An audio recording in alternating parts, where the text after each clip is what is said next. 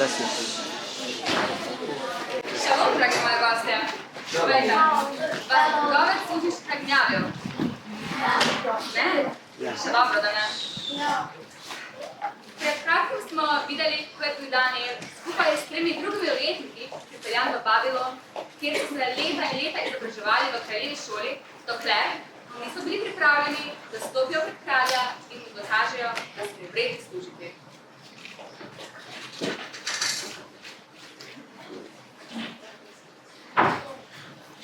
Dajmo, fantje, pridite že, če boste zamujali, nas bo kralj dal vse levom za večerjo. Pridite! No, pa ste se le odločili priti.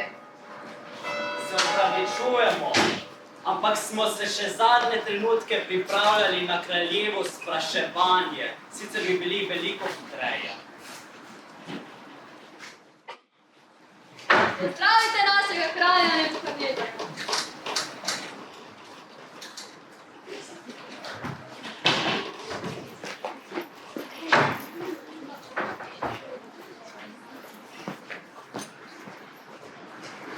Stanite.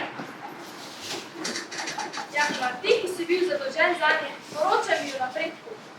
Kakor reče moj kralj, naredil sem vse, kar ste me prosili. Bili so obogljivi in hitro so se učili. Dobro, sedaj bom ocenil jaz. Če me kateri od njih razočara, bom tudi ti deležen njihove usode. Kakor reče moj kralj. Ti, povej mi, kdo si, kaj naj naredim, da obnovim moje kraljestvo na vzhod? Moj kralj. Jaz sem Hanani.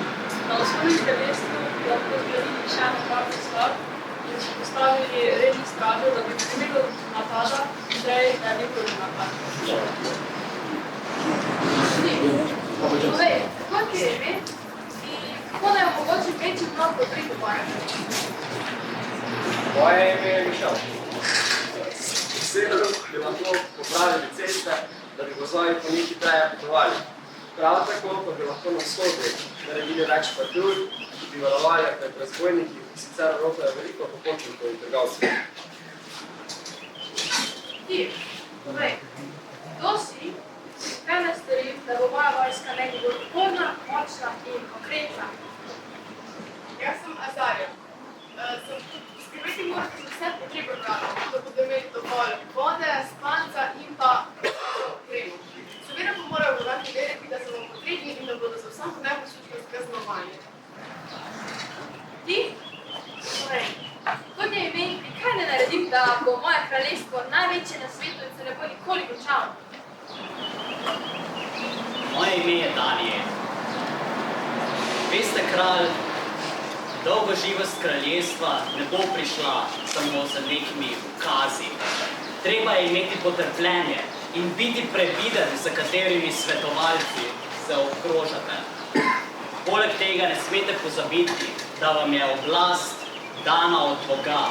Bog je blagoslovil vaše kraljestvo in dokler ga boste spoštovali, bo cvetelo, če ne, pa se bo razpustilo v prah.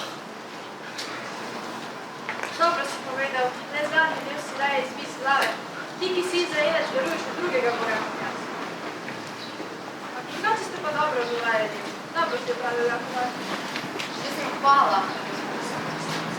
Vse vas sprejemam za moje osebne svetovalce. Zdaj naprej služite Bogu. Kakor reče moj kralj, pa danes naprej stotine del vašega kroga svetovalcev. Zdaj pa odidimo na edini način. Naš kralj se mora odpočiti.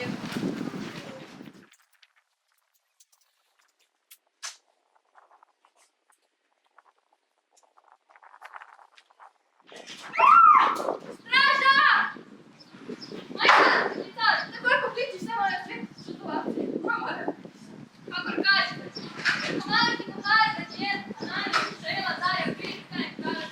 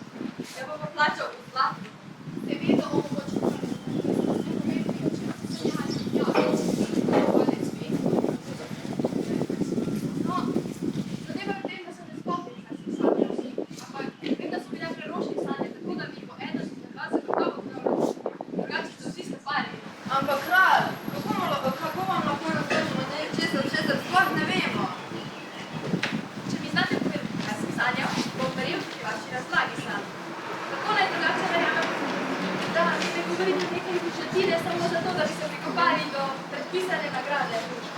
One modreci, Če mi ne poveste, kaj sem sanjal, vas bom dal razkositi in le bom za večerjo. Časa imate 1 uro. O, pogubljeni smo, mrtvi, razkoseni, prav vidim že, kako se bom levo zatakne med zobmi. Tole smeri se jako vas, chcete še soliti, da potem boš ravno prav začeli. Takole predlagam, da tu nesemo še v vodu. Slušajte mi izrediti.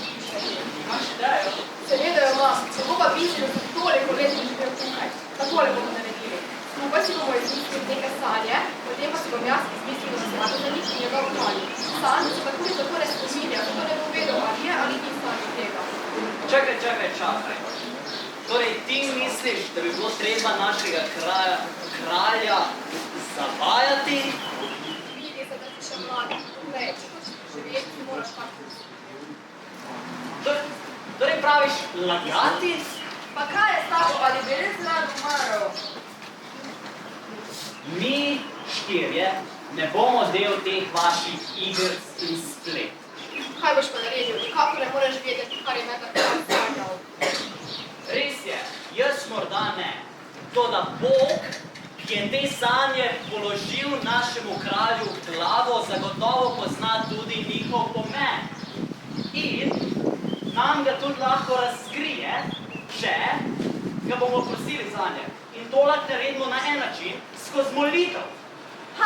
Če zdaj mi molimo, potem če zdaj 1 uro molimo in prosimo mi našega kralja, da nam razkrije pomen sanj, nas bo zagotovo uslišal. Pa kaj je s tabo, kaj pa molitev? V molitvi ne boš ti dobil odgovora, kateri potrebujemo. Ampak dobro, no.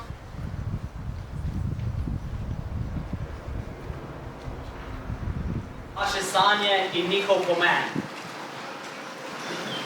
No, v redu, Daniel, povej, kaj misliš, da veš.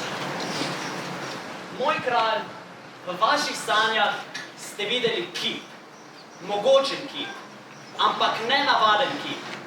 Imel je glavo iz zlata, imel je trup iz srebra, imel je telo iz brona, imel je noge iz gline in železa.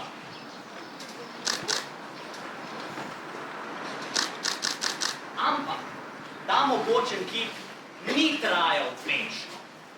Kajti, prikotalila se je ogromna skala in ga razletela na kosce. tako je to sanjal.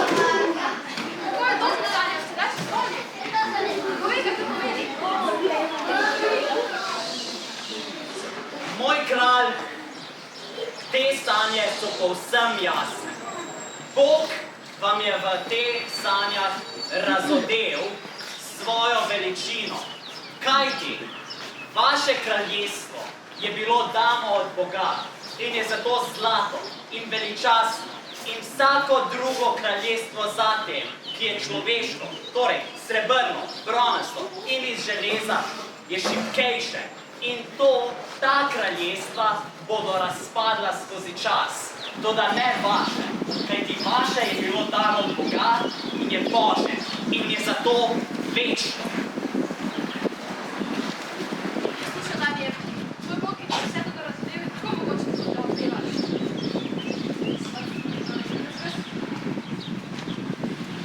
Za nagrado se razglasiš, da nadzornika nad vsemi mojimi svetovalci. Zvoni prijatelj.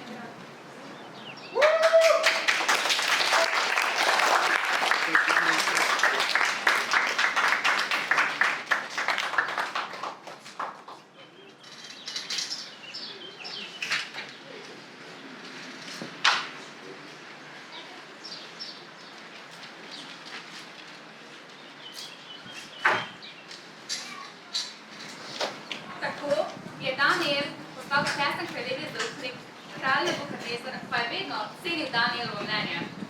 Ampak, kot vemo, so dvori vedno